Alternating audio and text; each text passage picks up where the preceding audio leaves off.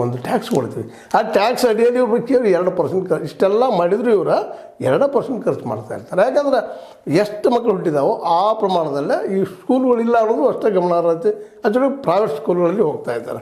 ಇಲ್ಲಿ ಒಂದು ಲೆಕ್ಕದ ಪ್ರಕಾರ ಒಟ್ಟು ವಿದ್ಯಾರ್ಥಿಗಳು ನಮ್ಮ ರಾಜ್ಯದಲ್ಲಿ 1,19,26,303 ಎಷ್ಟು 1,19,26,303 ಕೋಟಿ ವಿದ್ಯಾರ್ಥಿಗಳಿದ್ದಾರೆ.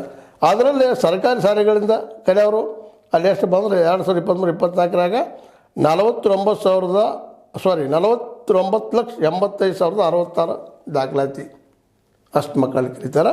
ಇನ್ನು ಈ ವರ್ಷದಿಂದ ಅದಕ್ಕೆ ಹೋಲಿಸಿದಾಗ ಈ ಒಂದು 2020-23ಗೆ ಹೋಲಿಸಿದಾಗ ಈಗ 3,41,560 ಇಷ್ಟು ಕಡಿಮೆ ಇದಾವೆ ಮಕ್ಕಳು ಕಡಿಮೆ ಆಗಿಬಿಟ್ಟಿದ್ದಾರೆ ಕಲಿಕೆ ಬರೋದು. ಅಂದ್ರೆ ನಿಮ್ಗೆ ಯಾಕೆ ಈ ದಾಖಲೆ ಕೊಡ್ತಾ ಇದ್ದೀನಪ್ಪ ಅಂತಂದ್ರೆ ಮಕ್ಕಳ ಸಂಖ್ಯೆ ಇಳಿಕೆ ಆಗಲಿಕ್ಕೆ ಶಾಲೆ ಬಿಡ್ತಾ ಇದ್ದಾರೆ. ಇದು ಯಾಕೆ ಬಿಡ್ತಾ ಇದ್ದಾರೆ ಅನ್ನೋದು ಈ ಮತ್ತು ಸರ್ಕಾರ ಅದನ್ನು ಸೀರಿಯಸ್ ಆಗಿ ತಗೋಬೇಕಾಗ್ಯದ. ಅದಕ್ಕೆ ಒಂದು ವಿಡಿಯೋ ಮಾಡಿಬಿಡು ಪ್ರಸಂಗ ಬಂತು. ಯಾಕಪ್ಪ ಅಂತಂದ್ರೆ ಇರೋ ಮಕ್ಕಳ ಕಡಿಮೆ, ಸಾರಿಗೆ ಬರೋ ಮಕ್ಕಳ ಕಡಿಮೆ. 1 ಕೋಟಿಯಿಂದ ಭಾಳ ನಾವು ಇವತ್ತು 7 ಕೋಟಿ ಜನಸಂಖ್ಯೆ ಆಗಿವಿ. ಅದರಲ್ಲಿ 1 ಕೋಟಿ ಸಮಥಿಂಗ್ ಮೇಲೆ ಅದ.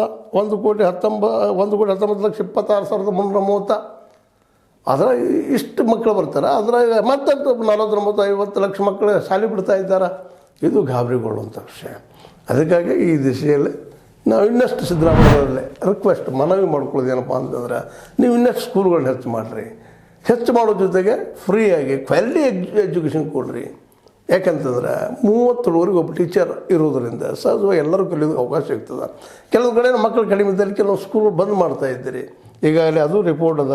ಏನಪ್ಪ ಅಂತಂದ್ರೆ ಸ್ಕೂಲ್ಗಳು 1,078ರಲ್ಲಿ 1,078 ಸ್ಕೂಲ್ಗಳಲ್ಲಿ ಮಕ್ಕಳು ಬರೋದಿಲ್ಲ, ಶೂನ್ಯದಾರಲ್ಲಿ